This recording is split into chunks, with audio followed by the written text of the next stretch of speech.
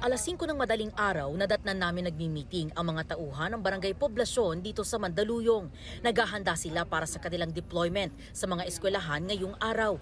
Mag-aalas 6 ng umaga, nagsimula silang magronda sa dalawang paaralan, ang Mandaluyong Elementary School at Mandaluyong High School.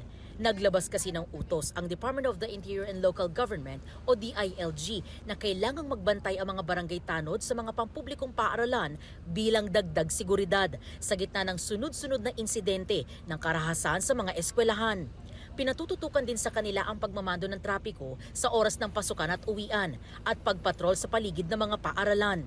Pinuntahan din namin ang Barangay Addition Hills na may 6 na paaralan. Pag oras ng pasukan o oras ng labasan, nagmumonitor na kaagad sila para maiwasan yung kaguluhan sa mga eskwelahan sa estudyante dito sa Mandaluyong. Safe na po kami as a parent na maiwanan namin yung mga anak namin sa school kasi may mga tanod na at saka may nagbabantay na.